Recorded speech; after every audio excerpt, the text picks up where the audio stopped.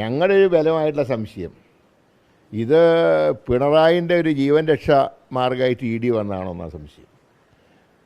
കാരണം എല്ലാവരും സ്വന്തം പാർട്ടിക്കാർ ചീത്ത വിളിച്ചുകൊണ്ടിരിക്കുക എല്ലാ സ്ഥലത്തും. ആ നേരത്താണ് ഇ ഡിയുടെ ഒരു റെയ്ഡ് ഇവരെ യോജിപ്പിക്കാൻ വേണ്ടി നടത്തിയ ചില ശ്രമങ്ങളാണ് ഞങ്ങൾ സംശയിക്കുന്നുണ്ട്. സത്യം പറഞ്ഞാൽ ഇത് പിണറായിക്കുള്ള ജീവൻ രക്ഷാ മാർഗമായിട്ട് ഇ ഡി മാറി എന്നാണ് ഞങ്ങളുടെ സംശയം. 10 കൊല്ലമായിട്ട് ഈ ഡിപ്പാർട്ട്മെൻറ്റ് പിണറായിൻ്റെ കയ്യിലല്ലേ.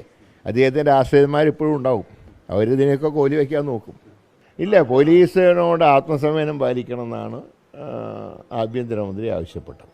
അതല്ലാതെ കയ്യും കെട്ടി നോക്കിക്കണമെന്നല്ല അദ്ദേഹം പറഞ്ഞത്. ഏതായാലും പോലീസിൻ്റെ ഭാഗത്തുനിന്നുണ്ടായ കാര്യങ്ങൾ ആഭ്യന്തര മന്ത്രാലയം പരിശോധിക്കും. അദ്ദേഹം ആഭ്യന്തരമന്ത്രി തന്നെ കാര്യത്തിൽ മുൻകൈ എടുക്കും. അദ്ദേഹം നല്ല രീതിയിൽ വകുപ്പ് കൈകാര്യം ചെയ്യുന്നുണ്ട്. അപ്പോൾ അതിനെയും കൂടെ തരംഗം വയ്ക്കാൻ ചില ശക്തികൾ ശ്രമിക്കുന്നുണ്ടാവും. 1% പോലും അതിനോട് യോജിപ്പില്ല. കാരണം ഈ നിയമം കയ്യിലെടുക്കാൻ പാടില്ല. ഈ റെയ്ഡിനോട് ഞങ്ങൾക്കൊന്നും യോജിപ്പൊന്നുമില്ല. ഇ ഡിയുടെ മാത്രമല്ല, ഈ ഒരു ആസ്ഥാനത്തുള്ള റെയ്ഡുമാണിപ്പോൾ. ഇത് റെയ്ഡ് നടത്തേണ്ട മുഖ്യമന്ത്രിയായിരുന്ന കാലത്ത് എല്ലാ കോൺഗ്രസ് നേതാക്കളെയും വീടുകൾ റെയ്ഡ് നടത്തി. ഇവിടെ മാത്രം എന്തുകൊണ്ടാണ് കേരള മുഖ്യമന്ത്രിയുടെ വീട്ടിൽ കയറാത്തതെന്ന് ഇലക്ഷൻ കാലത്ത് രാഹുൽ ഗാന്ധി ചോദിച്ചു. അതിനാരും ഇപ്പോഴാണോ റെയ്ഡ് ചെയ്യുന്നത്? ഇതിപ്പോൾ പ്രതിപക്ഷ നേതാവിൻ്റെ വീട് റെയ്ഡ് ചെയ്യാൻ ആരെങ്കിലും പറഞ്ഞോ? ഇത് ഇ ഡി എടുത്തൊരു നിലപാട്. ആ നിലപാടിനോട് ഞങ്ങൾക്കും ഒരു കാലത്തും ഇ ഡിയെ ഞങ്ങൾ സപ്പോർട്ട് ചെയ്തിട്ടില്ല. ഇതിലും ഞങ്ങളുടെ നിലപാട് തന്നെയാണ്. പക്ഷേ അതിൻ്റെ പേരിൽ ഇന്നലെ കാണിച്ചത് നിയമം കയ്യിലെടുക്കുക, ക്രമസമാധാനം തകർക്കുക, അതാണ് ലക്ഷ്യം. അത് കയ്യും കെട്ടി നോക്കി നിൽക്കാൻ ഗവൺമെൻറ് സാധ്യമല്ല.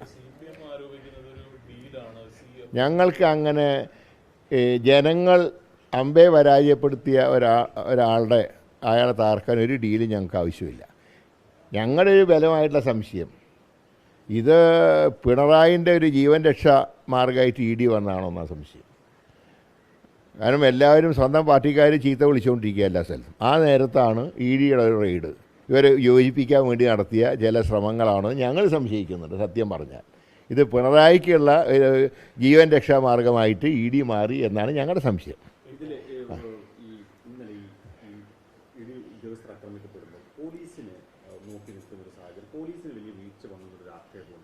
ഇല്ല, പോലീസിനോട് ആത്മസംയമനം പാലിക്കണമെന്നാണ് ആഭ്യന്തരമന്ത്രി ആവശ്യപ്പെട്ടത്. അതല്ലാതെ കയ്യും കെട്ടി നോക്കിക്കണമെന്നല്ല അദ്ദേഹം പറഞ്ഞത്. ഏതായാലും പോലീസിൻ്റെ ഭാഗത്തുനിന്നുണ്ടായ കാര്യങ്ങൾ ആഭ്യന്തര മന്ത്രാലയം പരിശോധിക്കും. അദ്ദേഹം ആഭ്യന്തരമന്ത്രി തന്നെ കാര്യത്തിൽ മുൻകൈ എടുക്കും. അദ്ദേഹം നല്ല രീതിയിൽ വകുപ്പ് കൈകാര്യം ചെയ്യുന്നുണ്ട്. അപ്പോൾ അതിനെയും കൂടെ തരംഗം വയ്ക്കാൻ ചില ശക്തികൾ ശ്രമിക്കുന്നുണ്ടാവും. കാരണം 10 കൊല്ലമായിട്ട് ഈ ഡിപ്പാർട്ട്മെൻറ്റ് പിണറായിൻ്റെ കയ്യിലല്ലേ. അദ്ദേഹത്തിൻ്റെ ആശ്രയന്മാരിപ്പോഴും ഉണ്ടാവും. അവരിതിനെയൊക്കെ കോലി വയ്ക്കാൻ നോക്കും.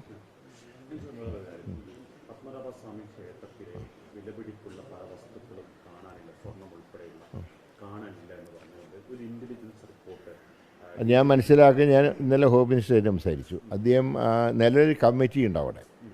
ആ കമ്മിറ്റിയിൽ കേന്ദ്ര സംസ്ഥാന സർക്കാരുകളുടെ പ്രതിനിധികളുണ്ട്. അവരുടെ അഭിപ്രായം ആഭ്യന്തരമന്ത്രി ചോദിച്ചിട്ടുണ്ട്. ആ റിപ്പോർട്ടിൻ്റെ അടിസ്ഥാനത്തിൽ ഞങ്ങൾ രണ്ടുപേരും ആലോചിച്ച് നടപടി സ്വീകരിക്കും. ഒരു ക്ഷേത്രത്തിൽ ഒരു സ്വത്തും നഷ്ടപ്പെടാൻ പാടില്ല. UDF ഗവൺമെൻറ് നയതാണ്. അല്ല, അവരുടെ റിപ്പോർട്ട് കിട്ടട്ടെ. ആ റിപ്പോർട്ട് കിട്ടിയതിന് ശേഷം 2 മന്ത്രിമാർ ആലോചിച്ച് തീരുമാനമെടുക്കും. ആഭ്യന്തരമന്ത്രിയും ദേവസ്വം മന്ത്രി.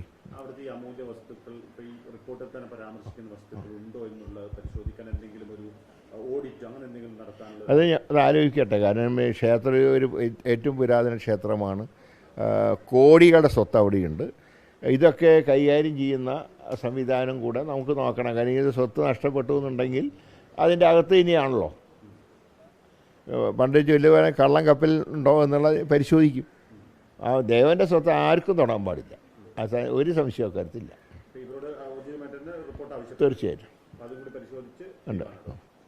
അതുപോലെ തന്നെ ഇപ്പോൾ ഈ പകർച്ചപ്പനികൾ വ്യാപകമാകുന്ന സാഹചര്യത്തിൽ ഫുഡ് സേഫ്റ്റി വിഭാഗത്തിനോട് എല്ലാ ഭക്ഷണശാലകളിലും റെയ്ഡ് നടത്താൻ പറഞ്ഞിട്ടുണ്ട്. അത് നടത്തി റിപ്പോർട്ട് തരണം. അങ്ങനെയുള്ളവരുടെ ലൈസൻസ് ക്യാൻസൽ ചെയ്യും. എന്തെങ്കിലും പരിപാടിയുണ്ടോ? ഇന്ന് മുതൽ റെയ്ഡ് നടത്താൻ പറഞ്ഞിട്ടുണ്ട്. കാരണം പല രീതിയിലുള്ള പകർച്ചവ്യാധികൾ ഇപ്പോൾ റിപ്പോർട്ട് ചെയ്യുന്നുണ്ട്. അതിൻ്റെ കൂടെ അടിസ്ഥാനത്തിലാണ് ഈ തീരുമാനം എടുത്തിട്ടുള്ളത്. ആശുപത്രികളിൽ 30-ാം തീയതി ശുചീകരണം, അതൊരു പൈലറ്റ് പ്രോഗ്രാമായിട്ട് ഞങ്ങൾ തിരുവനന്തപുരത്ത് നിന്ന് തുടങ്ങുകയാണ്. പക്ഷേ അത് എല്ലായിടത്തും ഉടനെ പ്രാവർത്തികമാക്കാൻ ചില ബുദ്ധിമുട്ടുകളുണ്ട്. ഇപ്പോൾ കോഴിക്കോട് മെഡിക്കൽ കോളേജിലൊക്കെ ഒരുപാട് ഭാരമുണ്ട് അവർക്ക്, ജോലി ഭാരം. അവിടെ ജനറൽ ആശുപത്രി വർക്ക് ചെയ്യുന്നില്ല.